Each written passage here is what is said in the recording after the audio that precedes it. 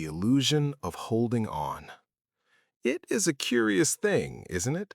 How terrified we are of the one thing that is undeniably, absolutely happening to us at every single moment. We are terrified of the movement of time. We are terrified of the shifting of the sands. We are terrified deeply and profoundly of what we call loss. But let's look at this closely. Let's not run away from it. Let's sit with this sensation of clutching, this tightening of the chest that happens when we think about things ending. Because if you really look at it, if you stop trembling for just a moment and observe the nature of this loss, you might discover that it is a ghost. It is a phantom of your own imagination. Marcus Aurelius, that old emperor who stood at the edge of the world and watched the barbarians and the stars with equal fascination, once said something that turns our entire human tragedy upside down. He said, "Loss is nothing but change, and change is the delight of the universe." Now, that sounds strange to us, doesn't it? Delight? How can the universe delight in my heartbreak? How can the cosmos take pleasure in the fading of my youth, the death of my friend, the crumbling of my empire? It seems cruel. It seems cold. But that is only because we are looking at it from the wrong end of the telescope. We are looking at it from the standpoint of a distinct, separate, isolated little ego that believes it has to survive forever in exactly the same form it is in right now. You see, the difficulty arises because we are constantly trying to freeze reality. We want the photograph, not the movie. We want the melody to pause on the beautiful high note and hold it there forever. But my dear friends, if you hold a high note forever, it ceases to be music. It becomes a screech. It becomes an intolerable noise. The beauty of the music depends entirely on the fact that the note vanishes. It must give way to the silence or to the next note for the symphony to exist at all. And so, when we say we fear loss, what we are really saying is that we are at war with the fundamental rhythm of existence. We are fighting the flow. And it is a very exhausting way to live, trying to swim upstream against a river that is comprised of the entire cosmos. Imagine, if you will, that you are cupping water in your hands. It is fresh, cool, sparkling water. As long as your hands are open and relaxed, the water stays there. You can drink from it, you can wash your face. But the moment you become possessive of the water, the moment you say, "This is my water and I must not lose a single drop," what do? You clench your fists, you squeeze, and the harder you squeeze, the faster the water runs through your fingers, until you are left clutching nothing but damp air and your own anxiety. This is the state of the human condition. We are clutching at life, clutching at moments, clutching at people, and strangling them in the process. We are trying to solidify smoke. But the universe, this vast, intelligent, swirling pattern of energy that we are a part of, it does not know loss. It only knows transformation. It only knows the dance. When a log burns in the fire, do we say the wood has lost its existence? No. We see heat, we see light, we see ash, we see smoke rising to become clouds. The wood has not vanished. It has merely changed its address. It has changed its costume. It has engaged in the great masquerade of matter. And this is what Marcus meant by delight. It is the delight of a child playing with clay. The child makes a horse. Then, with a laugh, he squashes the horse and makes a castle. Then he squashes the castle and makes a mountain. If the clay were to scream, "No, I am a horse, I must remain a horse forever," we would think the clay was mad. The joy is in the molding. The joy is in the plasticity. Nature loves to change just as much as you love to continue. And there is the conflict. There is the friction. Your little I, that fictitious center of gravity inside your head, wants to be a stone. It wants to be a statue. But your biology, your chemistry, and the very stars above you are a river. You must understand that what you call yourself is not a static thing. It is a pattern. You are like a whirlpool in a stream. Now look at a whirlpool. Is it a thing? Can you pick it up and put it in a box? No. It is water flowing in a circle. The water is constantly new. The water flowing through the whirlpool now was not there a second ago and will not be there a second from now. The form persists, but the substance is a rushing torrent. If the whirlpool said, "I don't want this water to leave, this is my water," it would stagnate, it would die. It is only by letting the water rush in and rush out that the whirlpool exists at all. So when you feel that pang of loss, realize that you are feeling the rush of the water leaving the whirlpool. It is scary, yes. It feels like emptying out, but it is the necessary condition for the fresh water to come in. You cannot inhale without exhaling. You cannot have life without the constant rhythmic departure of the present moment. The present moment is always dying. Have you noticed that?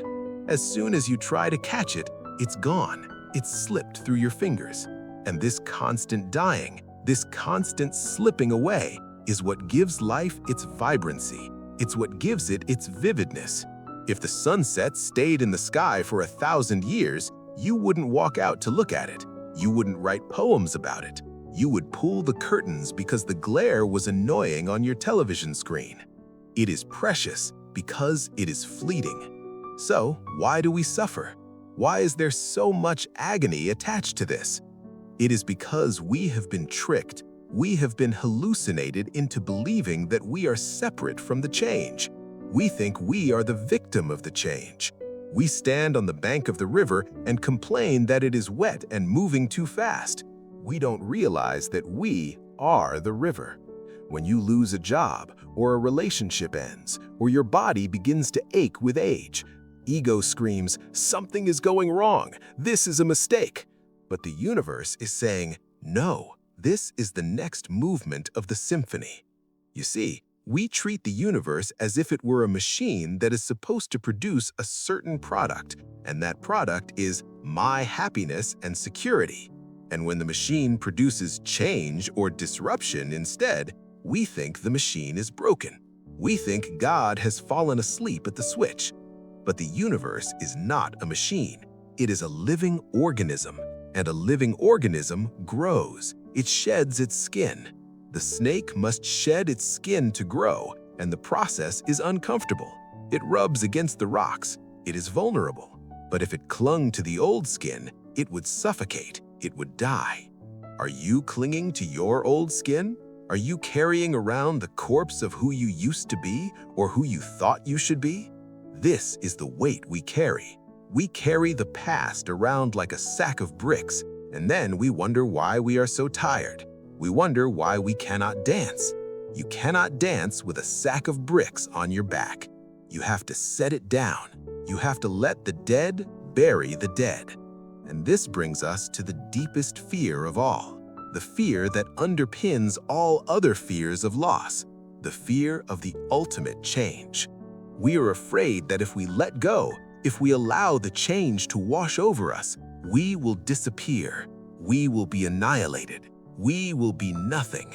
But let me ask you a question, a very serious question. What is it that you think is going to disappear? If you look deep inside, if you really search your own consciousness, can you find this self that you are so afraid of losing? You can find thoughts, yes. You can find memories. You can find sensations. But can you find the thinker of the thoughts? Can you find the feeler of the feelings? Or do you just find more thoughts? Maybe, just maybe, the thing you are afraid of losing never really existed in the way you thought it did. Maybe the ego is just the equator of your psychology, and when the change comes, when the loss comes, it is simply the realization that the map is not the territory. And so we confuse the map with the territory. We eat the menu instead of the dinner. We are so obsessed with our definitions of how life ought to be how our relationships ought to last, how our bodies ought to function, that we completely miss the reality of how they actually are. And the reality is fluid. The reality is wiggly. You see, nature doesn't make straight lines. Have you noticed? The clouds are not cubes. The mountains are not cones. The coastlines are jagged, beautiful, chaotic fractals. And yet, we human beings, with our funny little minds, we try to build boxes. We build boxy houses, we live in boxy rooms, and we try to force our round, wiggly lives into boxy schedules and boxy expectations. And when the wiggle of life breaks the box, we cry out, disaster, chaos, loss. But it isn't chaos. It is a higher kind of order that we simply haven't learned to appreciate yet. Consider the wave. This is perhaps the most perfect analogy for what you are. A wave moves across the surface of the ocean. It has a shape. It has a height. It has a distinct form that you can point to and say, there is a wave. But the wave is not an object. You cannot take a bucket, scoop up the wave, and take it home. If you scoop up the water, the wave is gone. The wave is not the water. The wave is the motion of the water. It is a doing, not a being. And you, my friend, are a doing. You are a process. You are an event. Now, imagine if the wave, just as it was reaching its crest, looked down at the trough and screamed, "Oh my God, I'm falling! I'm going to crash! This is the end of me!" It would be a very neurotic wave. It wouldn't enjoy the ride. It wouldn't feel the wind. It would be paralyzed by the inevitable fact that it must descend. But if the wave understood its true nature, if it realized, I am not this temporary shape, I am the water itself, then the crashing is not a death. The crashing is simply the return. It is the reabsorption into the great depth from which it rose. When Marcus speaks of change as the delight of the universe, he is inviting us to identify with the ocean, not the wave. If you identify with the ocean, then the rising of the wave is a joy, and the crashing of the wave is a joy. It is all just the heaving, breathing vitality of the sea. But we are stubborn. We are like a man trying to smooth out the water with a flat iron. We want permanence. And this desire for permanence is exactly what makes the experience of change feel like suffering. Let's look at this word, suffering. In the old roots of language, to suffer means to undergo, but we have twisted it to mean to be in pain. Why? Because we resist the undergoing. We put up friction. Imagine you are falling from a plane. I know, a terrifying thought. But physics tells us that if there were no air resistance, you wouldn't feel the fall. You would feel weightless. You would feel like you were floating. The sensation of falling, the violence of it, comes from the air rushing against you, from the resistance. Psychological suffering is exactly the same. The pain of loss is the friction created by your resistance to what is happening. The event itself, the breakup, the illness, the failure, is just gravity. It is just the movement of nature. The suffering is your hands clawing at the air trying to stop the fall. If you could simply let go, if you could turn your fall into a dive, the panic would vanish. You would suddenly find yourself in a state of flow. And this is the great secret that the Stoics and the mystics have been whispering to us for centuries. You are already falling. We are all falling. The earth is falling around the sun is falling through the galaxy. There is no ground, there is no safety net. So why are you clutching so tightly? What are you holding on to? You are holding on to the past. That is the ghost we mentioned earlier. We treat the past as if it were a real place where we could go and live if only we could find the key. We replay memories, we polish old regrets, we frame old glories. But the past is nothing more than the wake trailing behind a ship. Look at the wake. It is beautiful, isn't it? The white foam spreading out in a V shape. It tells you where the ship has been. But can the wake drive the ship? Can the wake steer the ship? Of course not. The wake is just the trail left by the energy of the present moment. And yet, Most of us live our entire lives looking backward at the wake, wondering why we can't change the course of the vessel. You cannot steer the ship by looking at the wake. You must stand at the helm, in the now. But the now is dangerous, isn't it? The now is uncertain. The now is where the change happens. And so we try to control it. We become control freaks. We think that if we worry enough, if we plan enough, if we tense our muscles enough, we can prevent the universe from doing something we don't like. It is a form of magical thinking. It's like sitting on a train and pushing against the seat in front of you, hoping it will arrive faster. It doesn't help the train. It only gives you a headache. You do not beat your heart. You do not shine the sun. You do not spin the earth. You do not grow your hair. All of these things, the most important things, are happening to you, without your permission, without your effort. You are being lived by a vast intelligence that knows exactly how to grow a human being, just as it knows how to grow an oak tree. Why then do you trust this intelligence to beat your heart, but you do not trust it to handle your career? Why do you trust it to digest your dinner, but you do not trust it to handle your divorce? It is the same intelligence. It is the same flow. When you lose something, it is because the season has turned. The tree does not weep when it loses its leaves in autumn. It does not think, "I'm a failure, I'm bald, I'm ugly." No, it trusts the cycle. It knows that the dropping of the leaves is the only way to conserve energy for the winter, which is the only way to explode into new green life in the spring. If the tree held on to its leaves, if it glued them on and said, "No, these are my leaves, I worked hard for them," the heavy snow would catch on the leaves and snap the branches. The tree would be destroyed by its own refusal to let go. We are like trees that are terrified of autumn. We are trying to glue the dead brown leaves onto our branches. We are trying to keep relationships that have run their course. We are trying to keep bodies that want to rest. We are trying to keep ideas that no longer fit reality. And in doing so, we become brittle. We snap. Resilience, true Stoic resilience, is not about being hard. It is not about being a stone wall. A stone wall will eventually crumble if you pound it enough. True resilience is like water. It yields, it flows, it adapts. If you put water in a cup, it becomes the cup. If you put it in a bottle, it becomes the bottle. It never loses its nature, yet it constantly changes its form. You must learn to be like water. When the landscape of your life changes, when the valley drops away, you must become a waterfall. When the path flattens, you must become a serene lake. You do not argue with the terrain, you fill it. This is what it means to say that change is the delight of the universe. It is the delight of infinite variety. It is the kaleidoscope turning. If you look at a kaleidoscope, you see a beautiful pattern of jewels. Then you turn the tube, the pattern collapses. Chaos, ruin, the jewels tumble and fall. But wait, you keep turning, and suddenly a new pattern emerges. A pattern you could never have predicted, a pattern that could not exist unless the previous one had been destroyed. Your life is a kaleidoscope. You are currently crying because the pattern is shifting. You are seeing the tumbling jewels and calling it loss. But the universe is just turning the tube.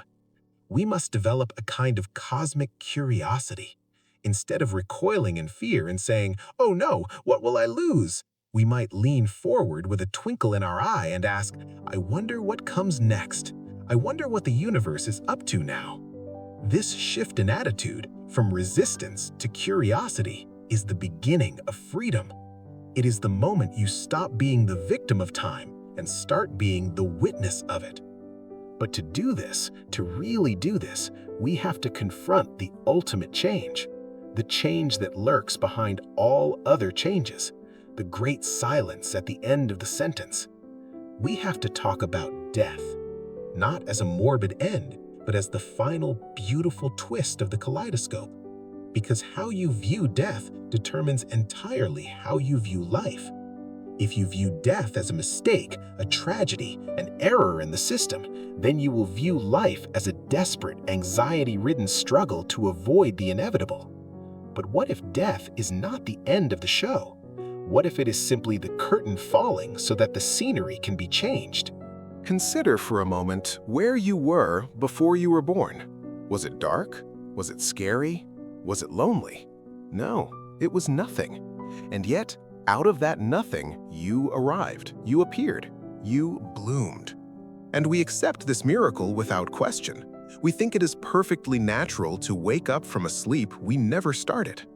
So why are we so convinced that the return to that state is a disaster? We behave as if we are intruders in this universe. We feel like little isolated egos that have been injected into a foreign, hostile world of flesh and rock. We feel that we have come into this world. But you didn't come into this world, you came out of it. You came out of this world just as a leaf comes out of a branch, just as a flower comes out of the soil. You are a symptom of the universe. You are an expression of it. You are the universe experiencing itself as a human being for a little while. And when the form dissolves, when the change comes that we call death, it is not an exile. It is a homecoming. Think of a light bulb. When you turn on the switch, the bulb glows. It has a personality, a brightness, a warmth. If the bulb shatters, the light goes out. We say the light has died, but has the electricity died? Has the energy that powered the bulb vanished?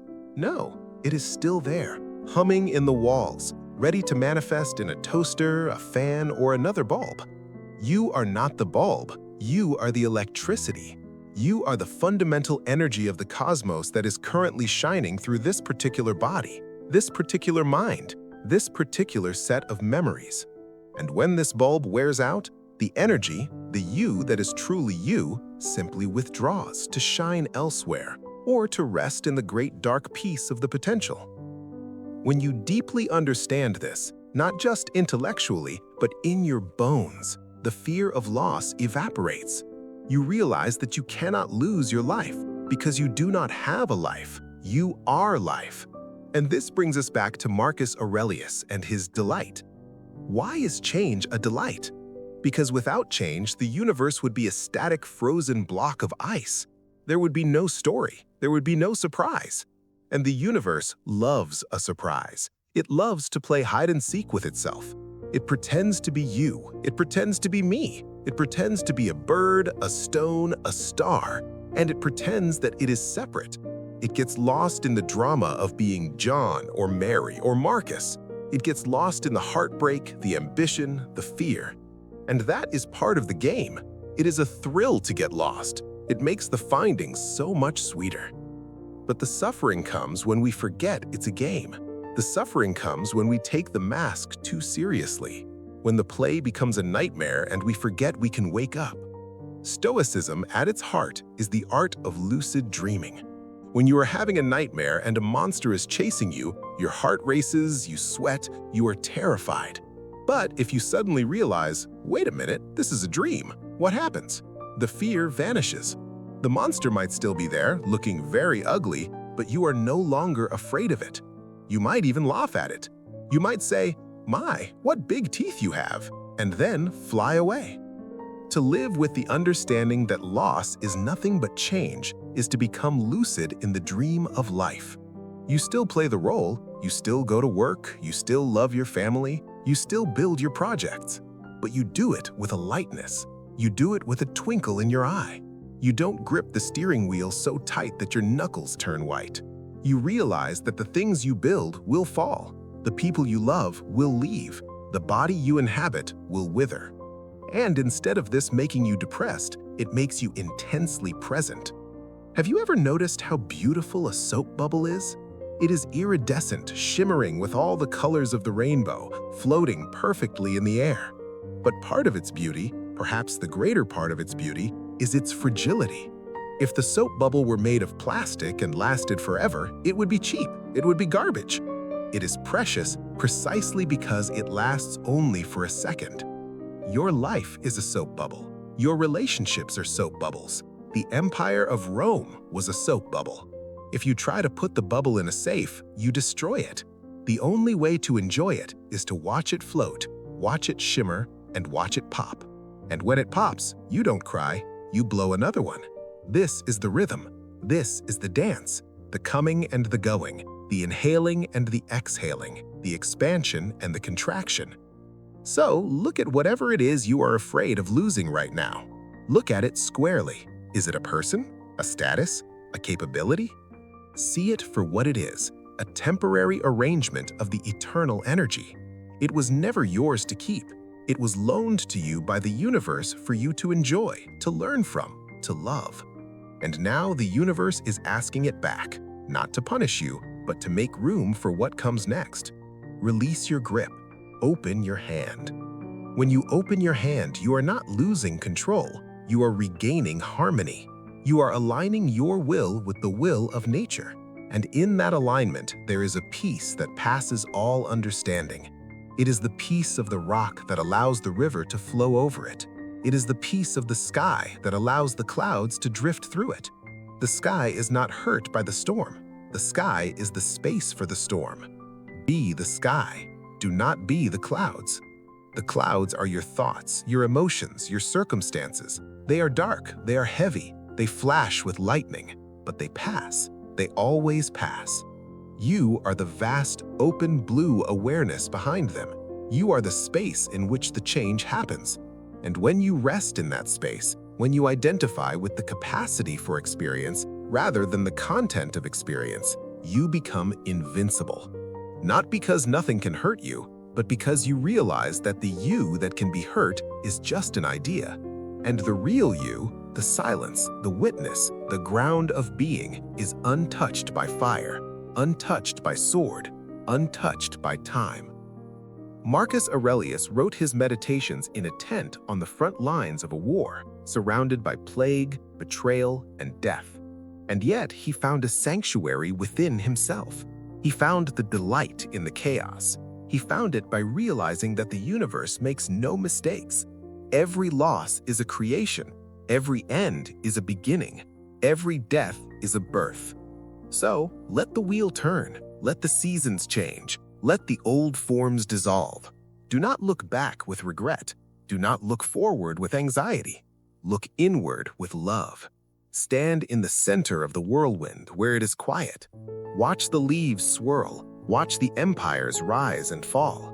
Watch your own hair turn gray. And smile, for it is all a play. It is all a dance. And you, my dear friend, are the music.